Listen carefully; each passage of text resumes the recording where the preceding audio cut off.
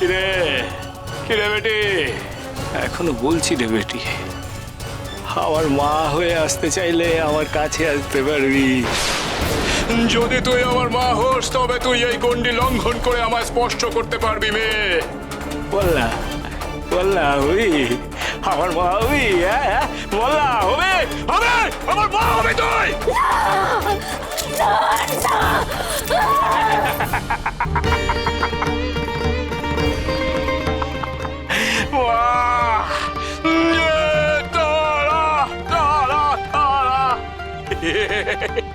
সারা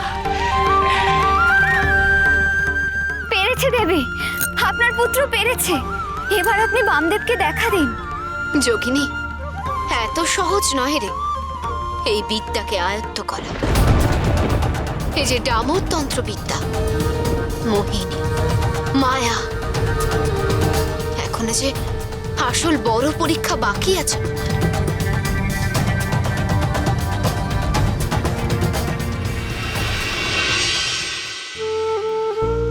কাল আমার অনেক বড় পরীক্ষা, কি হবে কে জানে।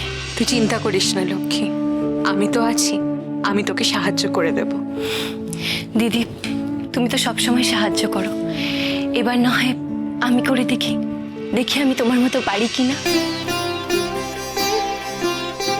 হ্যাঁ অন্নদা, এবারের ভোগ রাধার ভার লক্ষ্মীর উপরেই ছেড়ে দাও। ফুল দিদি, মা যখন আমার উপর এত বড় দায়িত্ব দিয়েছে তখন আমি ঠিক পারবো। আমি জানি তুই ঠিক পারবি। হ্যাঁ লক্ষ্মী, তোমার উপর আমাদের আস্থা আছে। বাঁচি না বাপু এদের রঙ্গ দেখে। কই নিয়ে আয় সব নিয়ে আয় দেখি দেখি দেখি দেখি দেখি এখানে রাখ এখানে রাখ এখানে রাখ। হ্যাঁ এখানে এখানে এখানে এখানে ধর ধর ধর ধর এটা ধর, এখানে এখানে এখানে রাখ, এখানে রাখো। হ্যাঁ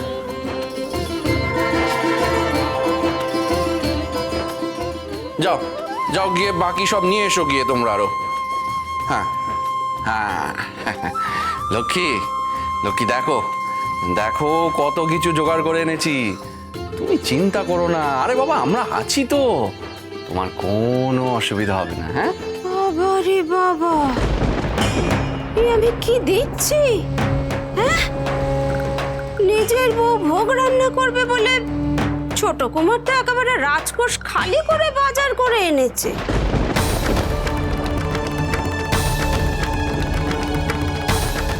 দিদি, আপনি কুটু, আমাদের রাজকোষের চিন্তা করা আপনার সাজানো। আপনি অতিথি, আতিথেয়তা গ্রহণ করুন, রাজভাণ্ডার আমাদের ভেবে নিতে দিন। দিদি, আপনি তো সব বিষয়ে কথা না বললেই পারেন। ভুল তো কিছু বলিনি বেয়ান। আর রাজভাণ্ডার তো ওদের একার সম্পত্তি নয়। নিজের বউ ভোগ রান্না করবে বলে একেবারে রাজকোষ খালি করে বাজার করে আনবে, এতটা ঠিক কথা নয়।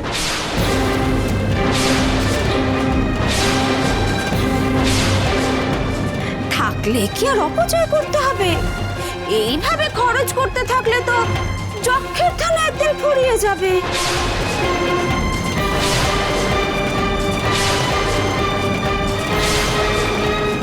এসব এসব আপনি কি বলছেন? ঠিকই বলছি।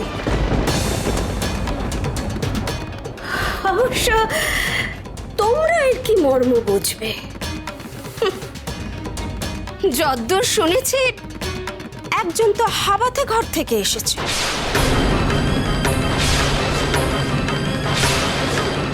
আরেকজন ওই অন্যের কাছ থেকে ছিনিয়ে নিয়ে এতদিন বেঁচে ছিল।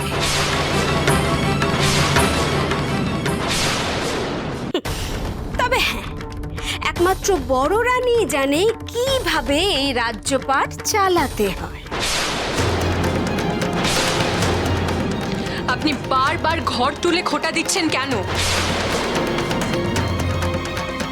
আমিও গরিব ঘরের মেয়ে, কিন্তু এই রাজ আর রাজত্ব যে কোনো সম্ভ্রান্ত পরিবারের মহিলার থেকে আমি ভালো চালিয়েছি এবং চালাচ্ছি।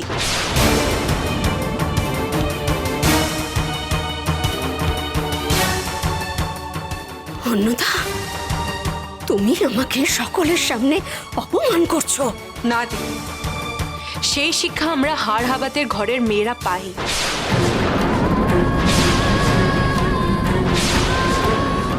আমরা জানি কি করে ছোটদের ভালোবাসতে হয় আর বড়দের সম্মান করতে হয়। এটা লক্ষ্মীর প্রথম লক্ষ্মী পুজো, তার জন্য যা করা দরকার, যা সম্ভব সব করা হবে।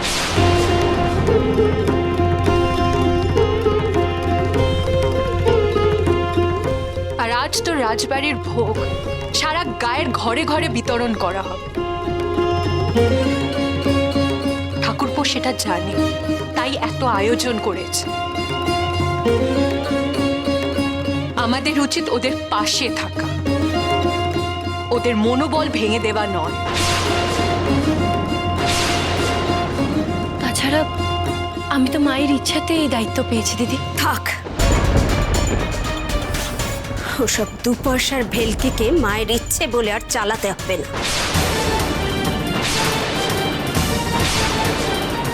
এসব ভেলকি আমার অনেক দেখা আছে। লক্ষ্মী, থাক না রে। উনি যখন বুঝবেন না, তখন তুই কেন উলুবনে মুক্ত ছড়াচ্ছিস? লক্ষ্মী, তুই পুজোর কাজে মন দে। বড় বার বেড়েছে এদের। বীরেন, বীরেন, হ্যাঁ, সর্বনাশ হয়ে গেছে। কি হয়েছে কি? গ্রামের অনেক পুরুষকে খুঁজে পাওয়া যাচ্ছে না।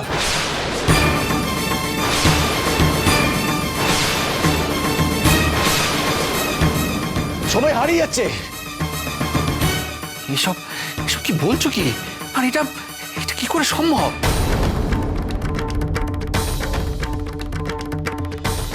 এই গায়ের সব কটমত্তাকে আমি ধরে নিয়ে যাব। বড়ঠাকুর, এ তো সেই মেয়ে যে যে বলেছিল গায়ের সব পুরুষদের তুলে নিয়ে যাবে।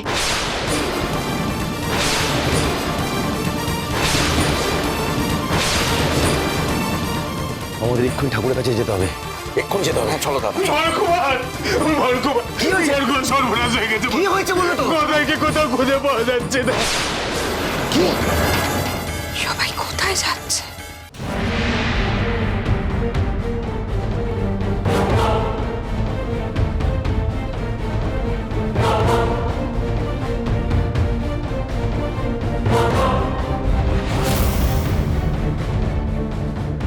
দেবী, আমি আপনাকে একটু বাতাস করে দিই। না, আপনার জন্যে আরেকটু ফল এনে দিই। না না, তার চেয়ে বরং আপনার দোলনাটা আমি একটু দুলিয়ে দিই। আরে বস বস বস, কোথায় যাবে তুই? বস। কোথায় যাবি তুই? তোকে কিচ্ছু করতে হবে না, এখনো তো অনেকে আসবে।